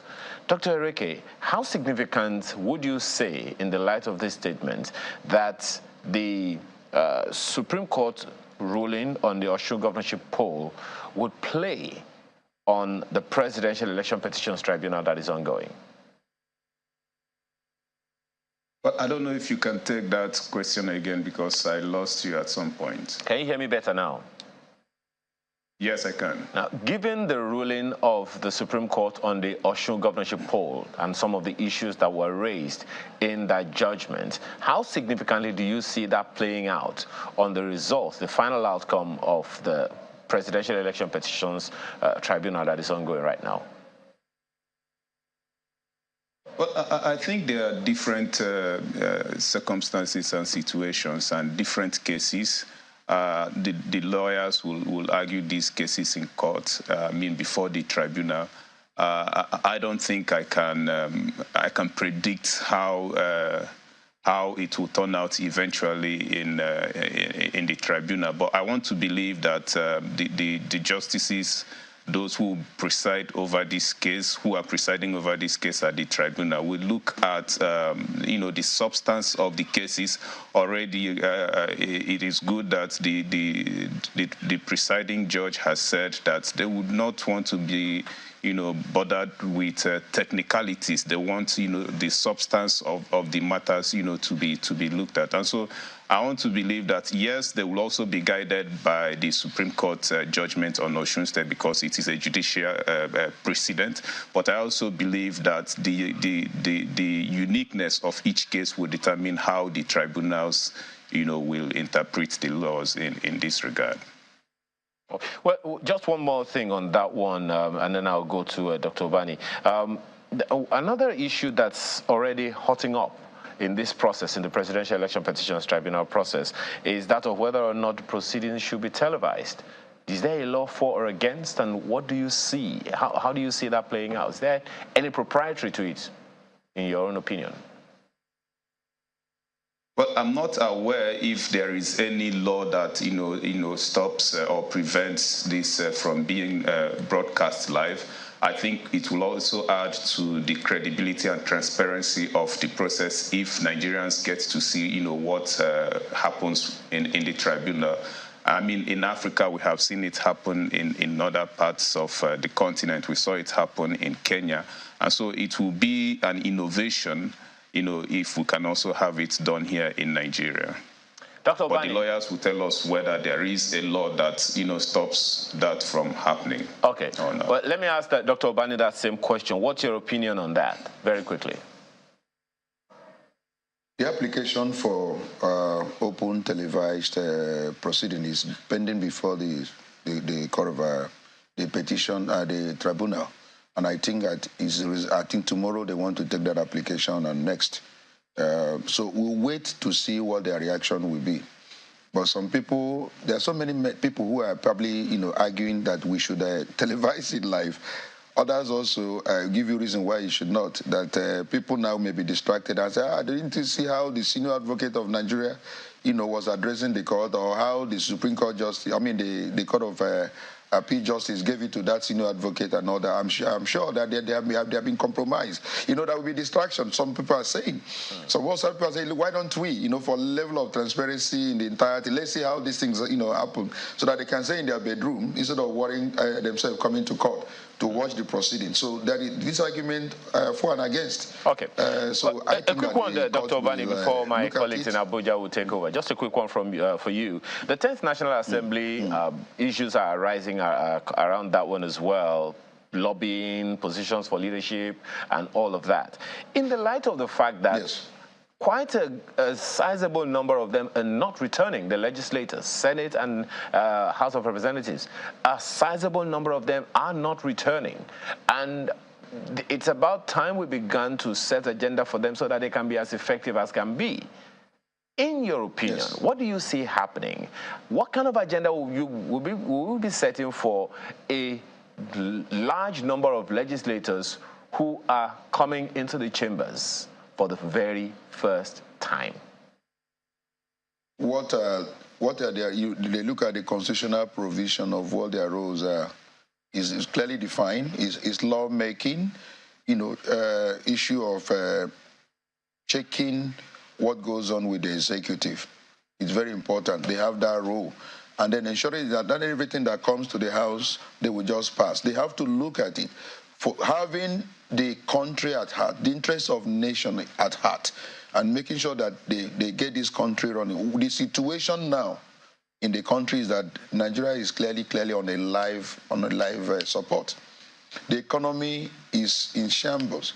The security situation chaotic. There are issues, and I don't envy anyone that is probably elected now as the president of the country, because he has a lot to do. The National Assembly members also must be able to help the executive to have a compact policy that will impact the lives of Nigerians. People are leaving Nigeria and going to other nations because the economic condition, the environment is not conducive for them to succeed. The basic infrastructures are not there. I can't take off now from Lagos. I want to drive to Abuja, and I will do that on a smooth road. I can't do that even going to eastern region. There is no area of interconnectivity within the country because of issue of lack of basic infrastructure. Is it the train situation? I mean, railway situation is not there. So they have a lot to do in terms of getting many Nigerians who are outside the country back. It is in the act of lawmaking. It is in the act of helping the executive to redirect the policies that will impact the life of Nigerians, that will make people now to say, oh, we have elected men and women that goes there to help the Nigerian situation. Nigeria is clearly on a life support, and we need house that understand the situation critically and not about themselves. And I'm very happy that many of them are new, and they are coming with a lot of zeal and knowledge and wisdom in order to change the narrative for us as a nation. They must help the executive, because Nigeria is clearly, as I said it, is on a life support. Dr. Reke, this matter, my colleague has already started off with the look at what they should be focusing on, and Dr. Bani has added that bit about what they should be looking at, how to bring the country together. But let's move back a little bit. The Constitution gives the political parties the responsibility of, in a way, so to speak, birthing the elected officials, as in giving them a platform for which they enter. But the Constitution is silent about the role of the political party in the area of governance. There's no clear role for the political parties. But when you come to the National Assembly and who is going to take the #1 seat there or the #2 seat, the political parties appear to be jostling here and there. Vis-a-vis the APC has come up to say we're giving this mandate to this person or that mandate to that person. How should that be? Should that even be the situation? Okay, I think first is to maybe say that, yes, it is true, like you mentioned, that the Constitution doesn't specifically say the party has this role to play as far as governance is concerned. But conventionally and by implication also, if it is the party that produces the candidates as required by the Constitution, now the party also has its own policy, desires, and programs that it would want the candidates to implement. And so by implication, the candidate is there, to ensure that the policies of the party are implemented. That is one. But again, also is that yes, it is not entirely right for the political party to begin to impose principal officers of the legislature. It is not right. But it is also important to mention that by convention, the party with the majority in the parliament always has its own internal ways of deciding who the presiding officers should be. But as a democratic political party, that process itself has to be democratic enough, not by imposition. And since 1999, we have seen the political parties imposing. Sometimes they have their way, sometimes they do not have their way. We saw it in 2015, even in 1999, after the party imposed Evans and Werem. You saw that the political party itself, the members of the PDP, eventually went against that and got Werem out of the way and brought back Chubaka Adibo, who was their preferred, candidate then.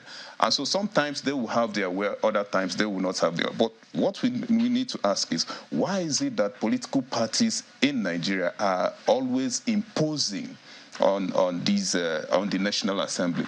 One is because of the fact that we have a strong executive.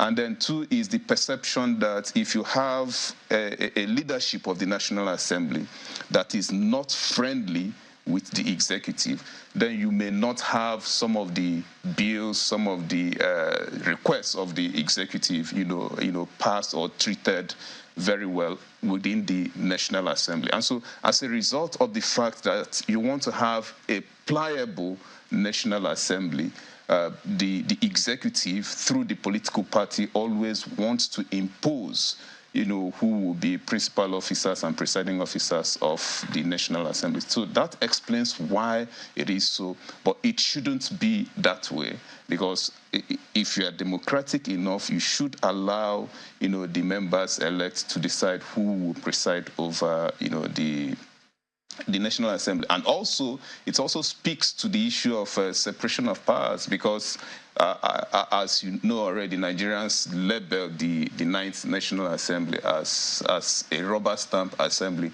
as a result of the fact that it seemed as if the 9th Assembly wasn't so hard, as far as the issues of oversight and even lawmaking are concerned, because the executive had almost its way on every request that it made to the National Assembly. So all of this explain why you have the party wanting to impose, just because you want to have a pliable, National Assembly, because they believe that the leadership of the National Assembly can always whip members into line. Yes. All right, thank you so much, Dr. Ernest Tureke, who's an associate professor at the Department of Political Science, University of Abuja, Dr. Monday Obani, chairman, section of Public Interest and Development. Thank you for coming in this morning. Thank you for having us.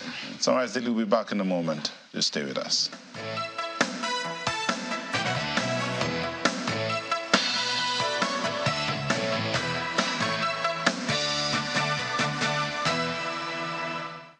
Some identities cannot be mistaken, like your business name and your account name. Your business name, if it be shoe place, then the account now, color Karim. If I see him, I block him straight. You don't understand? Don't confuse your customers. Sign up for a Money Point business account today and get a business account in your business name in minutes from your shop banker. Thank you very much. You're welcome. Whatever it takes to make sure you have a business account opened in your business name, we'll do it as your sure banker. Open a bank account in your business name with Money Point. When you have cavities, it hurts so bad it makes you miss school. Even football. But we prevent cavities before they form with Colgate. Colgate locks calcium in. Keeps cavities out.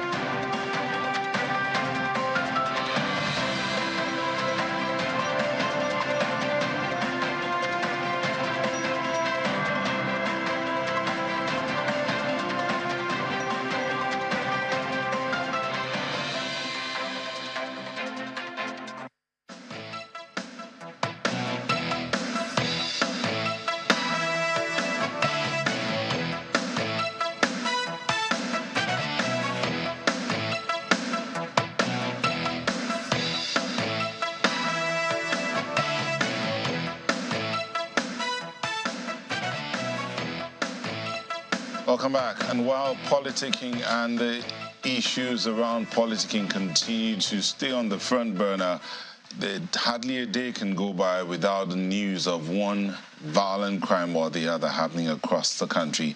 And many are concerned how and what should be done or can be done differently so that these matters, especially in certain areas, I mean, look at the Vanguard today, terrorist flee Zamfara, invade village in Katsina. I mean, the other one, herdsmen, bandits, storm Benue communities, kill 3. That's just Vanguard. If you go through the other papers, you'll find other stories of crimes here and there. What should be done differently and what lessons can be drawn from all of this? We have in the studio Public Affairs and Security Analyst, Group Captain Sadiq Shehu, retired. Thank you for joining us here. Thank you very much for having me. Let's kick in here real quick. I mean, it appears like a daily occurrence. I mean, these happenings. Look at this one. Terrorists flee Zamfara, invade communities in Katsina. It's like every day. Is it that we're, as I say, you can't do the same thing and expect a different result? So what should be done differently? If that is the case, that we're doing the same things and expecting a different result? Oh, well, thank you very much. Unfortunately for us, the issue of security in Nigeria, like I always say, is multifaceted. While we could see visible gains in one area, then you will see relapse and losses in other areas. Now, without mincing words, when you look at, you divide the security situations we have in Nigeria in general, you could break it into 2, 3, or 4. The first one, which we knew, which was the most pressing at a time, was the counterinsurgency operation in the Northeast. At least I think that was the main thing at the transition between the Jonathan administration and the Buhari administration. This is what the Buhari administration inherited. Unfortunately, during their time again from 2016, banditry, there was banditry even 2011, but it was at a very low level. It was generally the farmers' hardest, because that is the origin of the banditry, farmers' hardest clash. But in 2016, that is under the Buhari administration, the banditry was added to the plate of the government as far as security is concerned. Then again, that is when we talk banditry, generally covering the northwest, north central areas. This is where we have the banditry, the kidnapping, mostly. Then again, the secessionist, threats in the southeast. Now, the question to ask: now you have 3 fronts that our security forces are fighting. How did we increase our capacity, to move from facing only Boko Haram to facing banditry to facing secessionists? With due respect, while the Buhari administration, in his last decision, he spoke about increasing the military by about 60,000, an analysis of the size of Nigeria, the number of borders, we have about 23 international borders, and most of our, problems emanate, they are linked to our borders. You have a population of 220 million. You have a country of very large size that has both land borders and maritime borders. And you have internal security problems which concern the non-international armed conflict, because that's what the Northeast insurgency is, and then several operations of internal security. The army will always tell you that they're deployed in 33, sometimes they will even say 36 states of the Federation. So that means you have fights in almost all over Nigeria. Now, then something must give. You have to either increase the numbers, increase the equipment, but unfortunately, with due respect, the 60,000 added by the Buhari administration is not adequate. That is where we have it.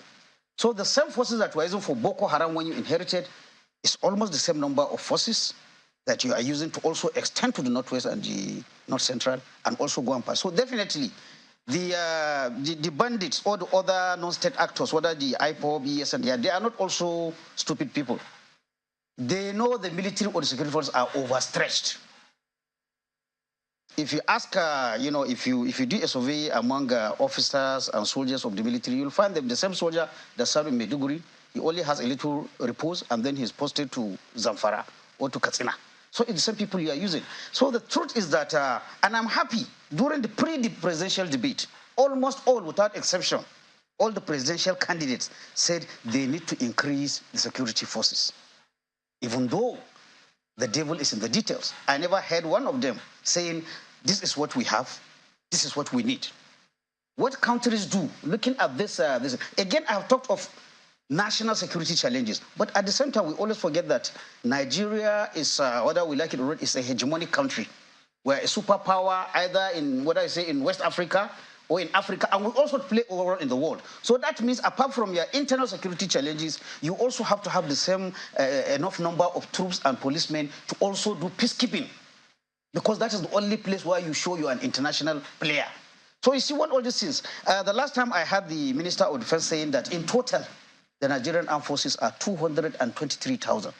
That was the figure he gave. Again, what I would like the incoming government to do, because I have spoken about all the presidential ideas were anonymous, we have to add. Now is to work the numbers. What should be the optimal size of Nigerian armed forces? Because now with this experience, we know in shaping your force, it is a possibility that the army would be required or the armed forces are required to deploy in 36 states. It's a possibility, which is happening now. It is also possible to have counterinsurgency and have so you do a whole of this thing. In the worst case scenario, how many troops do we need? How many policemen do we need?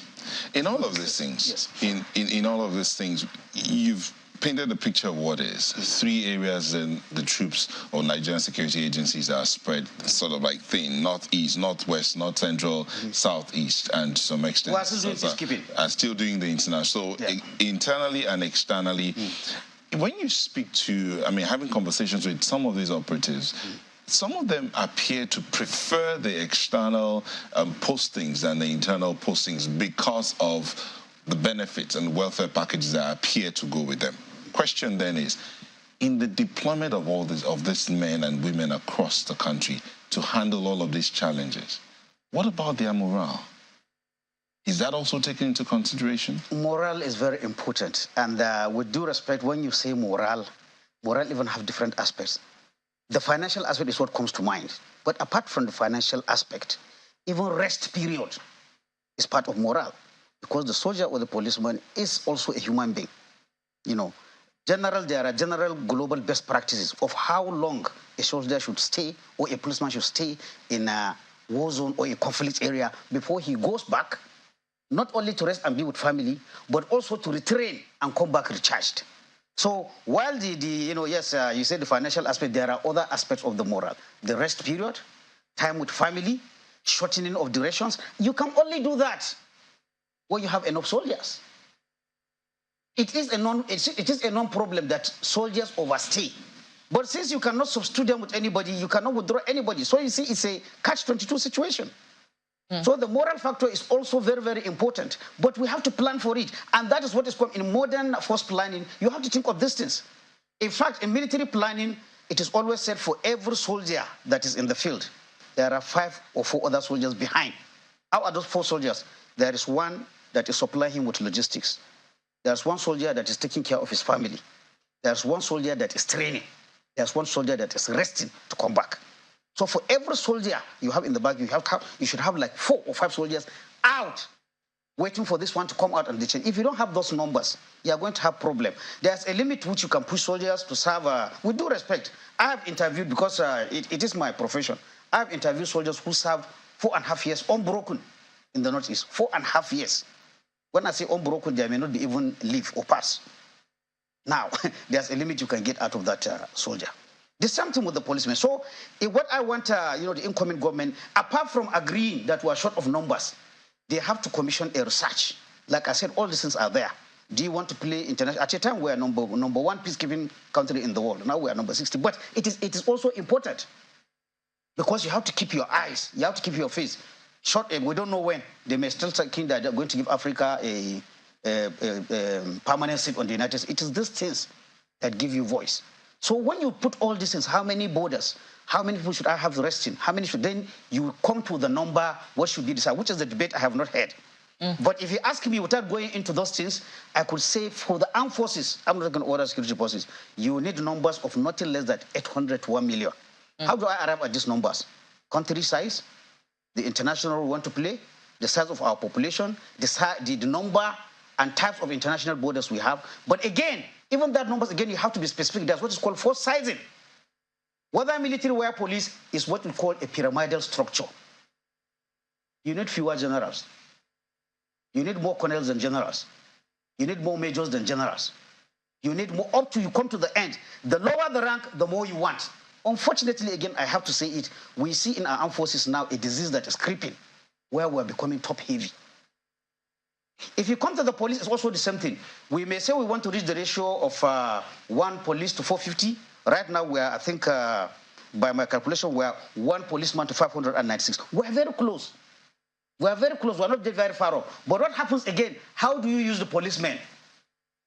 It's very interesting. If you give policemen to people on hire, if you give one man, if you give policemen that are supposed to guard a whole Angua or a whole community to one man to be carrying, if you give policemen to follow Madame to Owambe so that they can hold her back, that number, even if you meet the UN standard, again, so deployment is in terms of the police. I was just going to accuse you. I think you've just you've just escaped it. All right. Accuse you of being biased, with the military, because you've spoken largely when you're talking about security about military size, etc. And that bias is understandable, given that that's your background.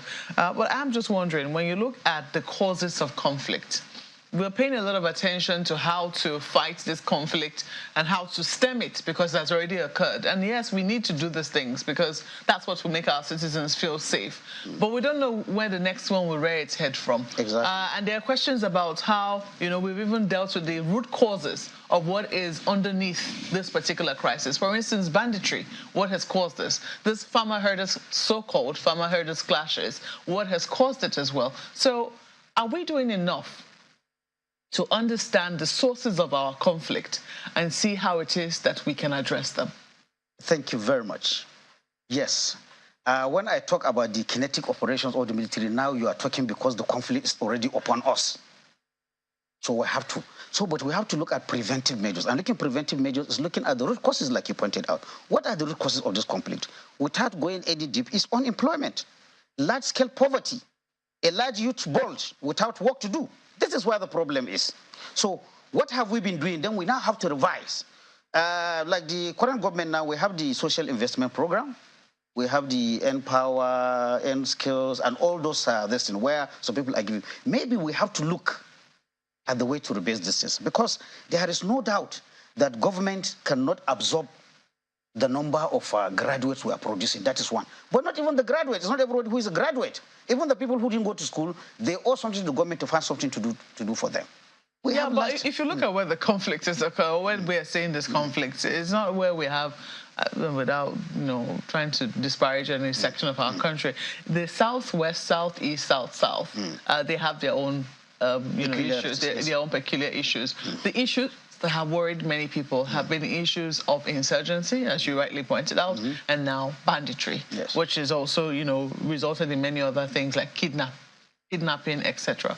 So I'm wondering, when you look at that, people have pointed to mineral resources. The fact that people want to be able to mine Nigeria's numerous mineral resources, not pay any tax. The fact that there is weak law enforcement in many places, and the fact that there's no government presence in some areas, as well. So for you, how do we begin to address this? We have new governors coming in, perhaps some of them appreciating the problem for the very first time, some of them appreciating it from a distance. How do you think that we can begin? For instance, when you look at Zamfara, where we have gold that is just being taken away. I know that the state government has tried to, have a handle on it, but it looks like it's something that is beyond it. Do you think that it's something that a state government, for instance, can handle if it really puts its mind to it? State governments can do. And with due respect, I'm from the Northwest myself. I'm from Sokoto. Just recently, I read about the Southwest governors coming to start, is it an enterprise, a joint enterprise? This is what the governors in the Northwest need to do. Land, arable land, family land is not a problem there. Raising, animal husbandry is not a problem there. But there's no concerted effort to do it on a large scale that will provide employment for these young men and women. Most of them didn't go to school. But if you could engage into agriculture, successfully and profitably, they will live. Unfortunately, again, we are coming with a generation, almost all these young men, there is no work. He wants to hold the latest handset. You get the point? So why is he going to get the money? This is why the budget is so. There's a lot the governors can do in tackling the root causes. Yes, they will always complain, we are not in control of police, we are not in control of, but you are in control of your budget. You could do large-scale farming depending on the area, and that will employ and absorb people there. And then, like I said, it's unemployment, poverty, and again, the largest, and again, rebase local governance. Because the absence of local governance is part of it. There are a lot of, areas where these bandits, will set up and operate. I just listened to BBC, this is where a man from Katsina in Kankara area where they call Daji Rugu, that area. He said a bandit will knock at your door and say he wants food. He will tell your wife to jump up and go and cook food for him. He will sit down. He will finish the food, he will eat it and go. That is even the best. If not, he might even ask for other services from your wife. So you see, all this need to be done. I agree the governors are not, but they are not powerless. They are not powerless. The money some of them are spending on hiring the private jets and junketing, they could start. There is no state that does not have an economic activity that when you enough money, it will generate income. it will generate millionaires, even billionaires. As long as this thing will trickle down, you will have less distance. So we should not forget, while I'm a military man, we should not forget the root causes. If you can hear me, Group Captain, perhaps that's really where the question I was going to pose to you, the root causes. It would seem like we are pandering away from those root causes and just treating the surface. There is a quote we played earlier for people to see, attributed to Kabir Adamu, who is a security expert. He said, "We saw from the state governors during the Naira redesign policy the kinds of political energy and response it triggered. We saw state governors going to courts challenging the FG, but we have not seen that type of response from them when it comes to issues that have to do with insecurity." Given this statement, Group Captain Sahid Shehu, retired, what should we be looking at? What does this mean? Does it mean that the government officials are not really interested in these issues of insecurity, or they have more urgent interests than the security of their people? Thank you very much. Like I said earlier, they are more interested in saying, I am not in control of police, I'm not in control of military, so even though they call me, but again, that is ignoring the root causes. Nothing stops for a governor, if I'm governor of my state in the Northwest, nothing stops me from introducing large-scale mechanized agriculture. There are a lot of cheap mechanized farming tools now, that are available from China and other lower, lower technology, lower cost countries that you can bring. So one of the issues is that, again, we have to, the type of Nigerians now where the youths, they are not like their fathers, they're not like their forefathers. If you want a youth now who has come to Lagos or Abuja and seen the high life to go back and be doing farming with hoe and bending down, we are not likely to succeed. Even the Fulani people, the problem is having the way their fathers followed cows, living on probably just 5 naira a day until the man becomes a very rich man. The children of now are not ready to do that. So we have to move with the times. You have to modernize these things that will attract the young people so that, poverty will be reduced. As long as you don't reduce this poverty. Who takes the lead of that kind of conversation that you're leading, that you're talking about now? Because everybody wants to live a better life, and they will do whatever they can at any given point in time. We've been talking about diversifying the Nigerian economy from, 1 or 2 products that we export to this agriculture that you're talking about now. And it would seem like we're just pandering, around these issues. In terms of setting an agenda for the government, be it federal or states, who takes the lead? What exactly is to be done so we're not just talking about these issues, we're actually lining up opportunities that they know is there, as well as things to do and by whom? Okay, in that aspect, both the federal government and the state government have a role to play. There are areas where it's the federal government that would intervene, and there are areas that state government should take the lead. And again, when I talk state governments, again, I bring the example of just what I read about the Southwest governors coming together to set up enterprises or business that will generate employment and prosperity for their children. For their citizens. In almost all the parts, the Northeast have their governors block. The northern governors have their blocks. So what I'm saying, apart from individual state efforts, also these northern governors, where these states have this abject poverty and this, they can come together. If you remember, in the 1960s or 1970s, we have things like this cotton board, we have groundnut board, we have people doing hide and skin, that our people are rich enough to even,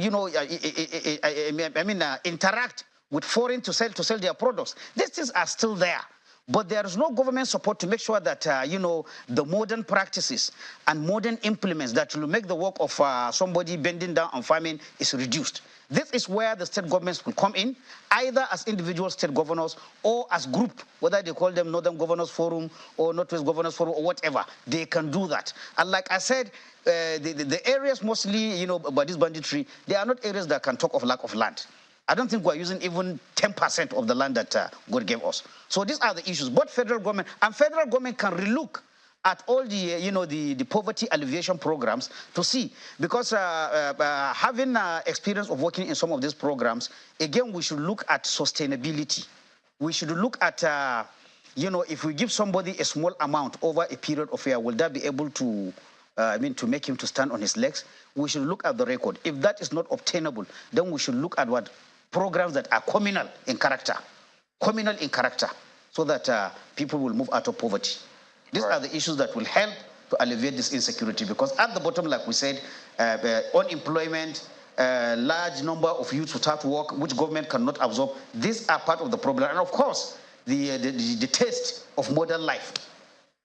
Well, I only really just shudder when I think of the fact that unemployment is expected to even rise. The projections, I think, over 40%. So we're still at 33%, and we have this sort of insecurity in our hands. So what happens when we're at over 40% of unemployment? By the way, some would also disagree and say, well, that is not enough reason for people to go into criminality, up until the point of even killing others. I know it's an ongoing debate around unemployment and insecurity, but the fact is that we have these challenges. Whether or not they're related is another thing. We need to solve insecurity, we need to solve unemployment. But, the question mark I talked about, well, maybe it was an accusation which she dropped. I would like to bring it back. I'd like to resurrect that question in quote, and it's the mentality of the military, their orientation in dealing with this sort of insecurity which we're seeing, particularly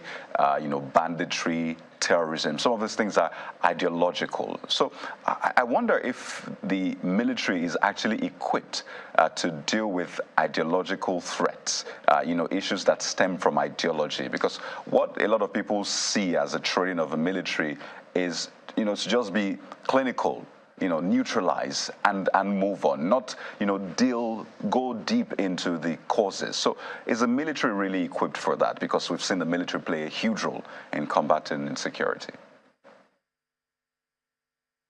Well, I always go back to the classic definition of counterinsurgency. What counterinsurgency said is all military, diplomatic, legal, economic, and other efforts that will tackle the kind of crime that are looking at. What does it say? It's only a part that the military. You cannot bomb poverty out of Nigeria. You cannot bomb unemployment out of Nigeria. So while the military has its role to play, other sectors of the government have to kick in, including private sector. So the federal government is the one to design for the military what role are you going to play, what others are going to play. Again, I am emphasizing this because, again, with due respect, I tend to see a tendency to allow the military to operate on its own, which is antithetical to even the democratic norms. Whoever is the president, whoever are in the National Assembly, the Constitution gave them the right to supervise the military. The military has a role to play. The military operation is linked to prosperity and development, but up to a limit. It is not the military that will set its own agenda. If it is allowed to set its agenda, it means somebody is failing in his responsibility, either in the executive branch or in the this. So all other sectors of government have a role to play. There is a role. Now, there's tendency to overemphasize the military or the security because we have allowed the problem, like I said, is already upon us. So to go back now to tabula rasa, to where we don't have this, and then you have to use the military or the security, this. But at the same time, pari passu, while you're using the military, we should also be thinking of how do you bring development? How do you reduce poverty? How do you reduce unemployment? Yeah. Captain Shehu, as we wind down, there's been that conversation in some quarters about decentralizing security, allow the states to get more involved. Some have even suggested state policing, local government police, and different institutions. We clearly demarcated duties and response and deliverables. Do you think that will make any difference? I mean, with the new administration kicking in, do you think that's something they should consider? Well, I must say, I was not an advocate of the state police for the simple reason. When you want to bring anything new, you look at how it worked in other countries or didn't work. There are good examples of state police. But then, with due respect to our political leaders, when you see some irresponsible act from some people over small matters. That is where you have this reticence about whether you should allow governors to have police.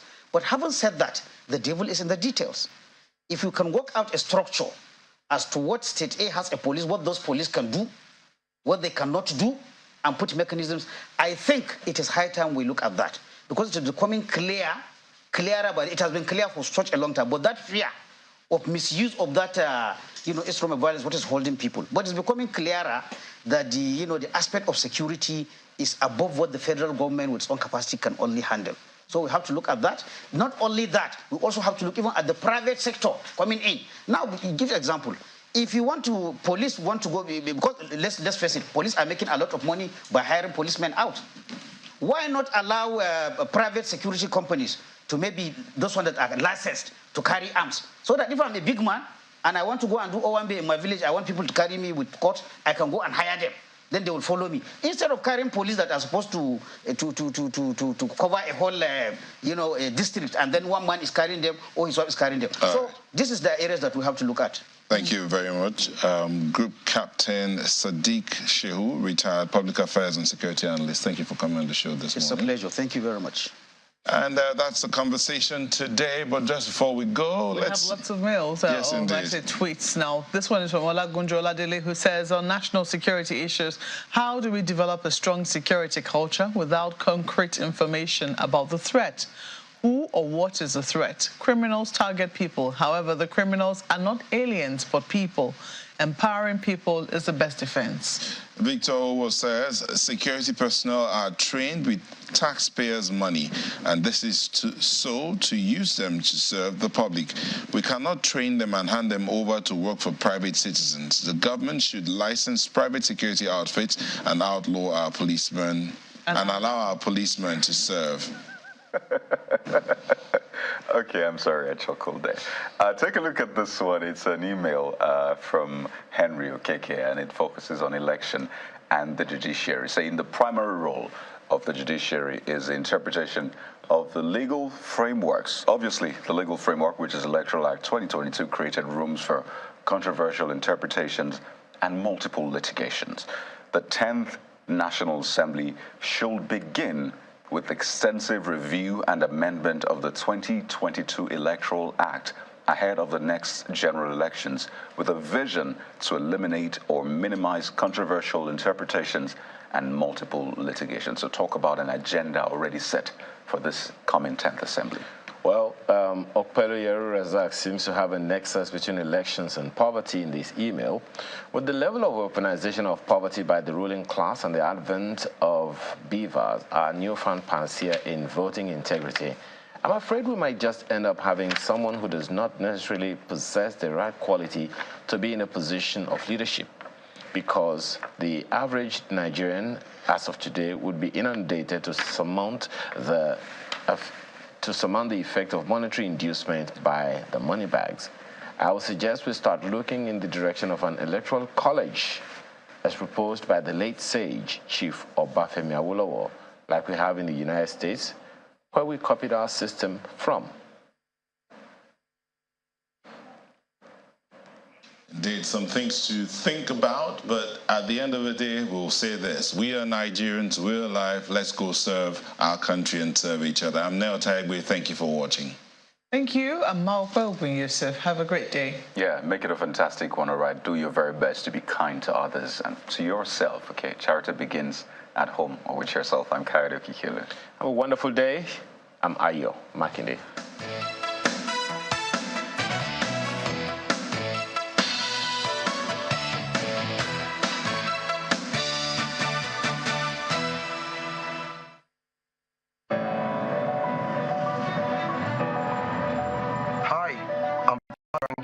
And they don't call me what best for no reason. I only deal with the best, be it auto or business. 100% claim is always guaranteed.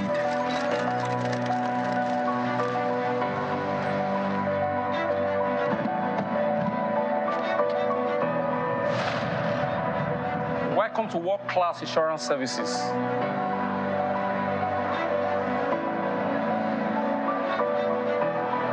We are Anchor Insurance. Where insurance truly works.